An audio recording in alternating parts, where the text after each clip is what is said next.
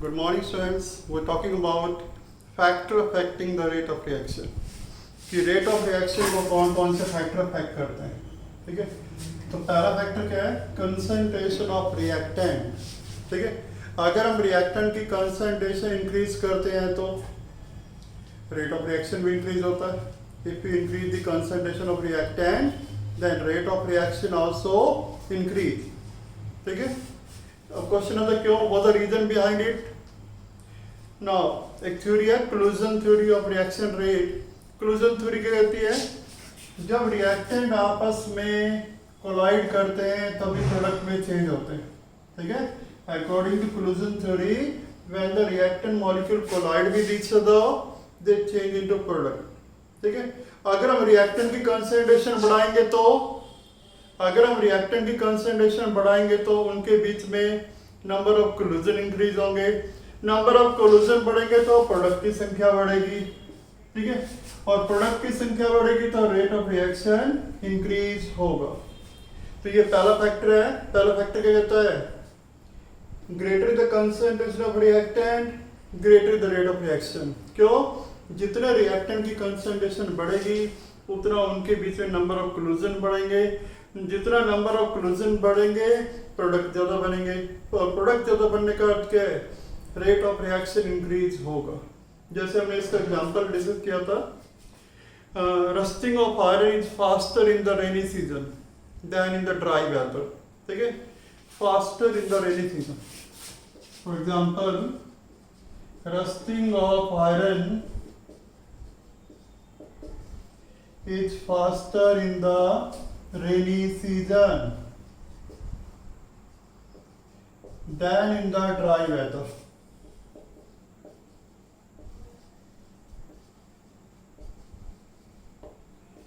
Now rusting के लिए क्या चाहिए होता है? मॉइस्चर. और मॉइस्चर कब ज्यादा होता है? रेनी सीजन में. ठीक है, और जितना मॉइस्चर ज्यादा होगा उतना वो आयरन के साथ ज्यादा कांटेक्ट में आएगा, ज्यादा कोलाइड करेगा, उतना रस्टिंग फास्टर होगा.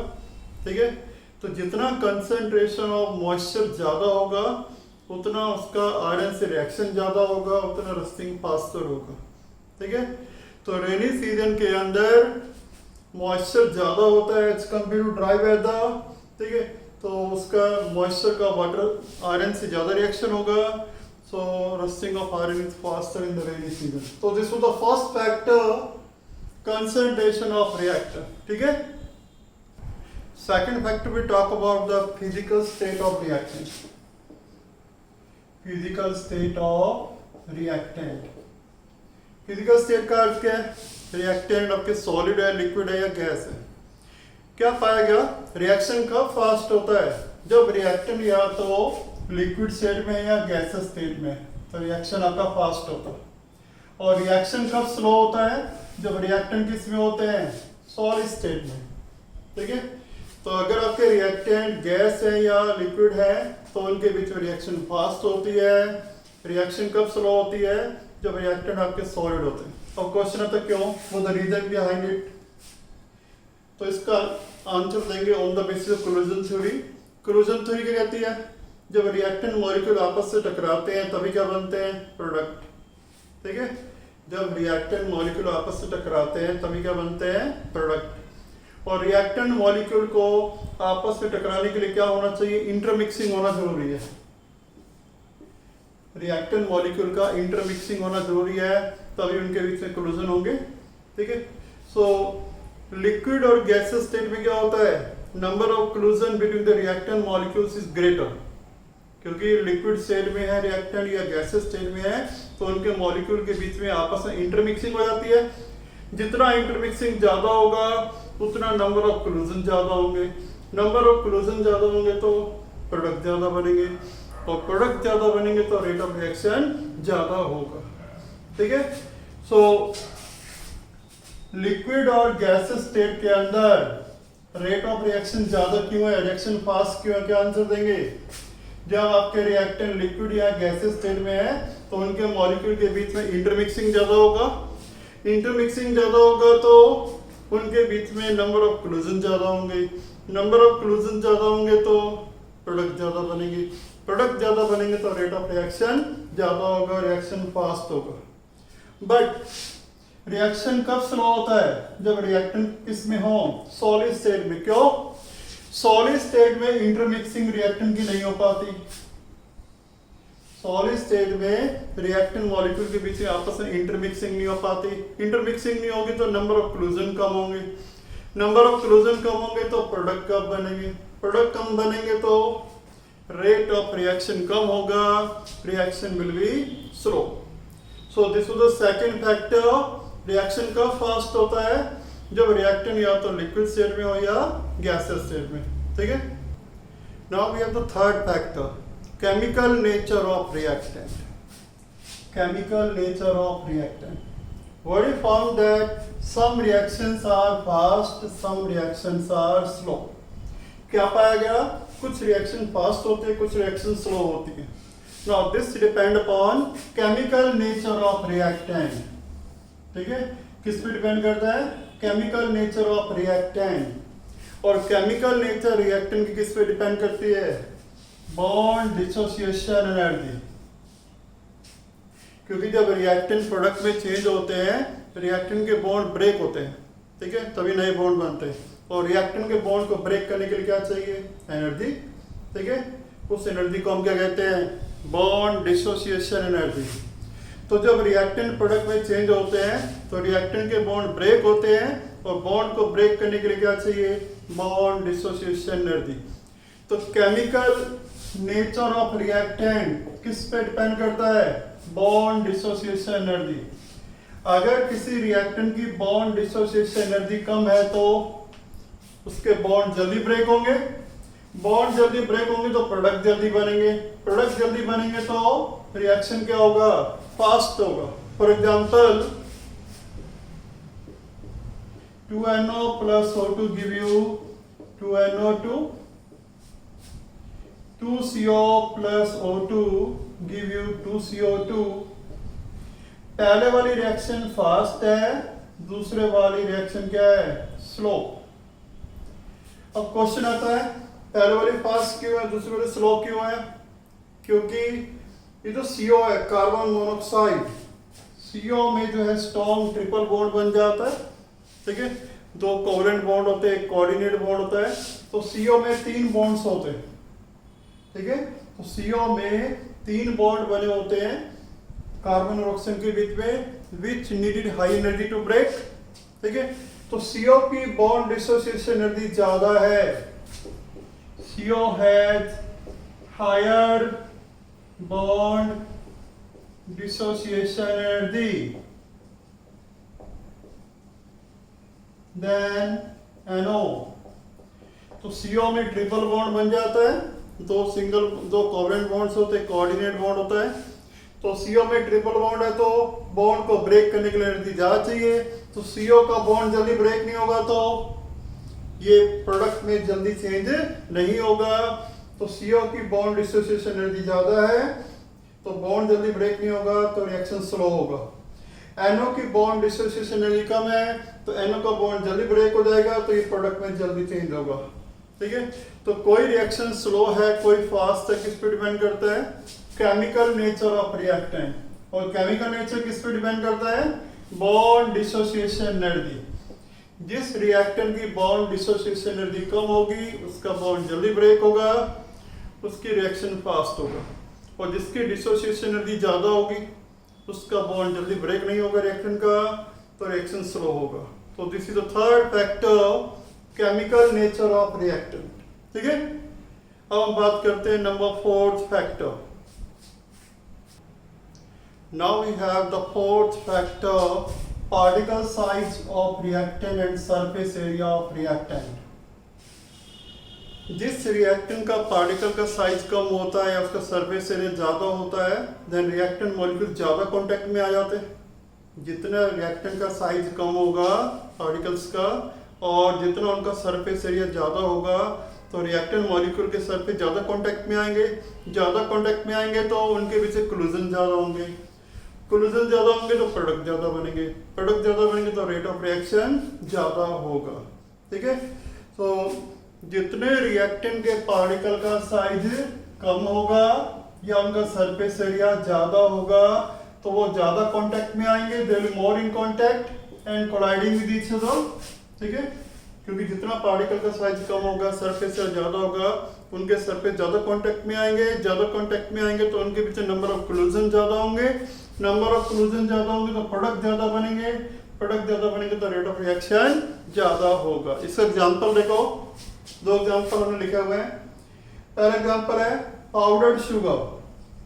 Powdered sugar dissolve quickly in rain water as compare to crystalline sugar.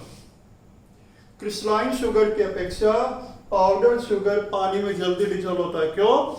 क्योंकि पाउडर्ड शुगर का साइज स्मॉल होता है, वो पानी के साथ ज्यादा कांटेक्ट में आएगा, ज्यादा कांटेक्ट में आएगा तो पानी के साथ उसका कोलिजन ज्यादा होगा, so it will dissolve more quickly as compare to crystalline sugar. दूसरा एग्जांपल है coal dust burns faster than a lump of coal. एक कोयले के टुकड़े की बजाय पाउडर्ड शुगर जो है, सॉरी, कोल डस्ट जो है वो जल्दी बर्न करता है, ठीक है।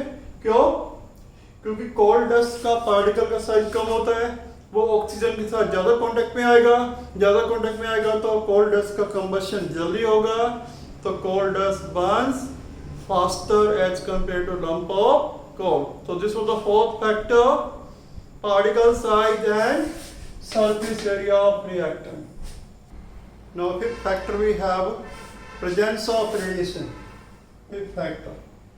कुछ reactions ऐसी होती हैं जो dark में नहीं होती but easily take place in the presence of sunlight or light radiation. Such reaction are called photochemical reaction. ठीक है?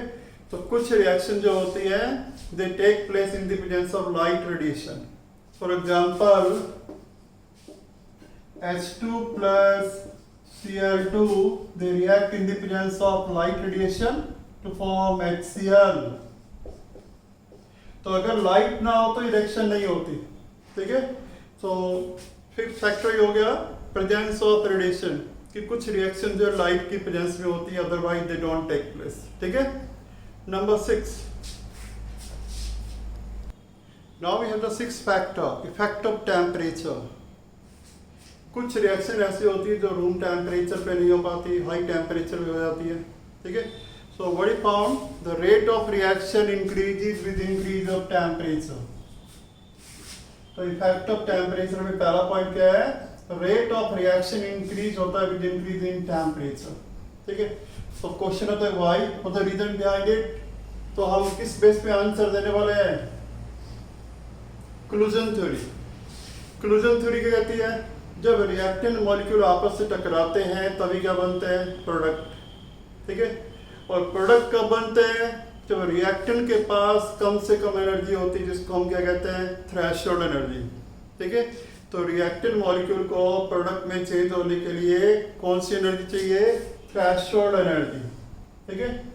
अगर रिएक्टेंट मॉलिक्यूल के पास थ्रेशोल्ड एनर्जी है तो टकराएंगे, प्रोडक्ट में चेंज हो जाएंगे, ठीक है।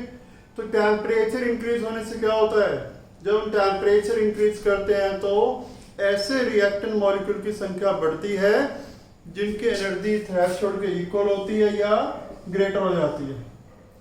तो ऐसे रिएक्टेंट मॉलिक्यूल जिनकी एनर्जी थ्रेशोल्ड के इक्वल या ग्रेटर है वो इंक्रीज हो जाएंगे, तो नंबर ऑफ इफेक्टिव कोलिजन ज्यादा होंगे, नंबर ऑफ इफेक्टिव कोलिजन ज्यादा होंगे तो प्रोडक्ट ज्यादा बनेंगे, प्रोडक्ट ज्यादा बनेंगे तो रेट ऑफ रिएक्शन ज्यादा होगा। तो पहला फैक्टर क्या है, रेट ऑफ रिएक्शन इंक्रीज होता है विद इंक्रीज इन टेम्परेचर। क्यों इंक्रीज होता है, क्लूजन थ्योरी के अकॉर्डिंग जब रिएक्टेंट मॉलिक्यूल आपस से टकराते हैं तभी क्या बनते हैं, प्रोडक्ट बनते हैं। पर क्लूजन कौन से होने चाहिए, इफेक्टिव क्लूजन। इफेक्टिव क्लूजन कब होते हैं, जब रिएक्टेंट की एनर्जी थ्रेशोल्ड के इक्वल होती है, ज्यादा होती है। तो टेम्परेचर इंक्रीज करने से क्या होता है, ऐसे मॉलिक्यूल की संख्या इंक्रीज हो जाती है जिनकी एनर्जी थ्रेशोल्ड के इक्वल है या ज्यादा है। तो ऐसे मॉलिक्यूल की संख्या बढ़ेगी जिनकी एनर्जी थ्रेशोल्ड के इक्वल या ज्यादा है, तो नंबर ऑफ इफेक्टिव कोलिजन ज्यादा हो जाएंगे, और नंबर ऑफ इफेक्टिव कोलिजन बढ़ेंगे तो प्रोडक्ट ज्यादा बनेंगे, प्रोडक्ट ज्यादा बनेंगे तो रेट ऑफ रिएक्शन ज्यादा होगा। तो ये था पहला फैक्टर, पहला पॉइंट। अब हम सेकंड पॉइंट के बारे में बात करने वाले हैं, ठीक है। अभी हमने बात की थी टेम्परेचर इंक्रीज करने से रेट ऑफ रिएक्शन बढ़ता है। क्यों बढ़ता है? टेम्परेचर बढ़ाएंगे तो ऐसे रिएक्टेंट मॉलिक्यूल की संख्या बढ़ेगी जिनकी एनर्जी थ्रेशोल्ड के इक्वल है या थ्रेशोल्ड से ज़्यादा है, तो नंबर ऑफ इफेक्टिव कोलिजन बढ़ेंगे। तो नंबर ऑफ इफेक्टिव कोलिजन बढ़ेंगे तो प्रोडक्ट की संख्या बढ़ेगी, प्रोडक्ट की संख्या बढ़ेगी तो रेट ऑफ रिएक्शन बढ़ेगा। अब इसका सेकंड पार्ट है the rate of reaction double for every 10 degree rise of temperature. 10 degree temperature बढ़ाने से रेट ऑफ रिएक्शन डबल हो जाता है। अब क्वेश्चन आता है रेट ऑफ रिएक्शन डबल कैसे हो गया? ठीक है, तो क्या आंसर देंगे? 10 डिग्री टेम्परेचर बढ़ाने से ऐसे रिएक्टेंट मॉलिक्यूल की संख्या बढ़ जाती है जिनकी एनर्जी थ्रेशोल्ड या थ्रेशोल्ड के इक्वल है या थ्रेशोल्ड से ज्यादा है, they become double. So 10 degree temperature बढ़ाने से क्या होता है? Fraction of molecule having energy equal और greater than threshold energy they become double. तो number of effective collision double हो जाएंगे, number of effective collision double होंगे तो प्रोडक्ट डबल बनेंगे, प्रोडक्ट डबल बनेंगे तो रेट ऑफ रिएक्शन डबल हो जाएगा। तो देखो ग्राफ में, तो ये कर्व हमने किसके बीच से बनाया है? Fraction of molecules and temperature. अगर टेम्परेचर T डिग्री है तो अगर आपका टेम्परेचर T डिग्री है तो A B C D इतना पोर्शन है फ्रैक्शन ऑफ मॉलिक्यूल जिनकी एनर्जी किसके बराबर है? थ्रेशोल्ड एनर्जी के बराबर है। ठीक है, तो these are the fraction of molecule A B C D, इतना पोर्शन है मॉलिक्यूल्स का जिनकी एनर्जी थ्रेशोल्ड एनर्जी के बराबर है। और अगर हम टेम्परेचर 10 डिग्री बढ़ाते हैं तो T plus 10 degree centigrade, 10 degree temperature बढ़ाने से क्या होता है? Fraction of molecule having energy equal to threshold they become double. पहले A B C D portion था, अब कितना पोर्शन हो जाएगा? अब ये हो जाएगा A B E F। ठीक है, पहले इतने मॉलिक्यूल्स थे, अब इतने मॉलिक्यूल्स हो गए। ठीक है, तो 10 डिग्री टेम्परेचर बढ़ाने से क्या होता है? Fraction of molecule having energy equal to threshold energy they become double. ठीक है, तो number of effective collision double हो जाएंगे, number of effective collision double हो जाएंगे तो प्रोडक्ट डबल बनेंगे, रेट ऑफ रिएक्शन डबल हो जाएगा। तो 10 डिग्री टेम्परेचर बढ़ाने से रेट डबल क्यों हो जाता है? क्या आंसर देंगे? 10 डिग्री टेम्परेचर बढ़ाने से क्या होता है? Fraction of molecule having energy equal to और greater than threshold energy they become double. तो number of effective collision become double, number of effective collision double होंगे तो प्रोडक्ट डबल बनेंगे, प्रोडक्ट डबल बनेंगे तो rate of reaction become double for every 10 degree rise of temperature. तो this was the effect of temperature, the 6th factor. Okay, now एक note आपको देखा है यहाँ पर, note is given to you the effective collision depend upon the following 2 factor. कि reactant molecule जब टकराते हैं उनके बीच में इफेक्टिव कोलिजन कब होता है? पहला एनर्जी फैक्टर, पहला पॉइंट क्या है? Energy factor. एनर्जी फैक्टर का अर्थ क्या है? कि जो कोलाइडिंग मॉलिक्यूल्स हैं they must have energy equal to और ग्रेटर देन थ्रेशोल्ड एनर्जी। अगर रिएक्टेंट मॉलिक्यूल के पास एनर्जी थ्रेशोल्ड के इक्वल या ज्यादा है तो इफेक्टिव कोलिजन होगा। दूसरा factor they also depend upon orientation factor, कि जो कोलाइडिंग मॉलिक्यूल्स हैं they must have proper orientation at the time of collision, कि जब वो टकरा रहे हैं they must have proper orientation at the time of collision. मान लो आपके पास ये A मॉलिक्यूल है, ये इस तरफ जा रहा है, ये B मॉलिक्यूल है, ये इस तरफ जा रहा है। मान लो A रिएक्टेंट है, B रिएक्टेंट है, दोनों के पास एनर्जी थ्रेशोल्ड के इक्वल है या ग्रेटर है। ठीक है, और ये A इस तरफ जा रहा है, B इस तरफ जा रहा है, तो क्या इनके बीच में कोलिजन होगा? नहीं होगा। ठीक है, चाहे इनकी आपस में एनर्जी थ्रेशोल्ड से ज्यादा क्यों ना है तो भी इनके बीच कोई कोलिजन नहीं होगा। क्यों कोलिजन नहीं होगा? Because they do not have the proper orientation, no proper orientation.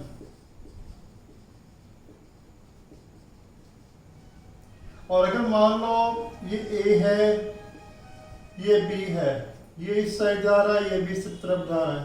ठीक है, सो दे हैव प्रॉपर ओरिएंटेशन। तो इनके बीच में कोलिजन क्या होगा, इफेक्टिव होगा। तो आपको क्या ध्यान रखना है, इफेक्टिव कोलिजन कब होंगे, रिएक्टेंट के इफेक्टिव कोलिजन क्या होते हैं कि रिएक्टेंट मॉलिक्यूल टकराएं और प्रोडक्ट में चेंज हो जाए। इफेक्टिव कोलिजन कब होंगे, पहला पॉइंट जब रिएक्टेंट की एनर्जी किसके इक्वल होगी, थ्रेशोल्ड एनर्जी के इक्वल होगी या इससे ज्यादा होगी। दूसरा point, they must have proper orientation at the time of collision, they must have proper orientation at time of collision कि टकराएंगे प्रोडक्ट में चेंज होंगे। अगर इनका ओरिएंटेशन प्रॉपर नहीं है तो चाहे एनर्जी थ्रेशोल्ड से ज्यादा क्यों नहीं है, अगर इनका ओरिएंटेशन प्रॉपर नहीं है तो टकराएंगे नहीं तो प्रोडक्ट नहीं बनेंगे। तो एक चीज ध्यान रखनी है, कोलिजन थ्योरी क्या कहती है कि जब रिएक्टेंट मॉलिक्यूल आपस में टकराते हैं तभी क्या बनते हैं, प्रोडक्ट। ठीक है, और कोलिजन इफेक्टिव कब कहलाएंगे, प्रोडक्ट कब बनेंगे, जब रिएक्टेंट के पास एनर्जी किसके इक्वल होगी, थ्रेशोल्ड एनर्जी के इक्वल। तो इफेक्टिव कोलिजन किस पे डिपेंड करते हैं, पहला फैक्टर क्या है, एनर्जी फैक्टर कि कोलाइडिंग मॉलिक्यूल की एनर्जी थ्रेशोल्ड एनर्जी के इक्वल या ज्यादा होनी चाहिए। दूसरा point, they also must have proper orientation at the time of collision कि जो रिएक्टेंट मॉलिक्यूल आपस में टकरा रहे हैं, they also must have proper orientation. तो ये दो फैक्टर जरूरी हैं फॉर द इफेक्टिव कोलिजन। ठीक है, अब क्वेश्चन पे आते हैं। इस पे हमारा क्वेश्चन ये है, in some cases it is found that a large number of colliding molecules have energy more than threshold energy yet the reaction is slow। क्या क्वेश्चन है कि बहुत सारे कोलाइडिंग मॉलिक्यूल के पास एनर्जी थ्रेशोल्ड से ज्यादा है फिर भी रिएक्शन स्लो क्यों है। इसका अर्थ क्या है, they do not have proper orientation at the time of collision। तो इसका आंसर क्या देंगे, it means the colliding molecule do not have proper orientation at the time of collision, at the time of collision, इसलिए reaction slow है। तो effective collision के लिए दो चीज जरूरी है, एनर्जी फैक्टर में रिएक्टेंट के पास एनर्जी थ्रेशोल्ड के इक्वली ज्यादा होनी चाहिए। दूसरा ओरिएंटेशन फैक्टर कि रिएक्टेंट मॉलिक्यूल जो है प्रॉपरली ओरिएंटेड होने चाहिए तभी कोलिजन होगा। ठीक है, अगर ओरिएंटेशन प्रॉपर नहीं है तो कोलिजन नहीं होगा, रिएक्शन स्लो रहेगा। ठीक है, तो हमारा क्वेश्चन ये था कि रिएक्टेंट मॉलिक्यूल के पास एनर्जी थ्रेशोल्ड से ज्यादा है फिर भी रिएक्शन स्लो क्यों है, क्या आंसर दोगे। इसका अर्थ क्या है, एनर्जी तो है, एनर्जी फैक्टर तो है, मीन रिएक्टेंट की एनर्जी थ्रेशोल्ड से ज्यादा तो है, but they do not have proper orientation, उनकी ओरिएंटेशन प्रॉपर नहीं है इसलिए रिएक्शन स्लो है। तो ये था 6 फैक्टर भी हमने कर लिया था टेम्परेचर का इफेक्ट। नेक्स्ट लेक्चर में हम बात करेंगे इफेक्ट ऑफ कैटलिस्ट, कैटलिस्ट का क्या इफेक्ट होगा और रेट ऑफ रिएक्शन। ठीक है।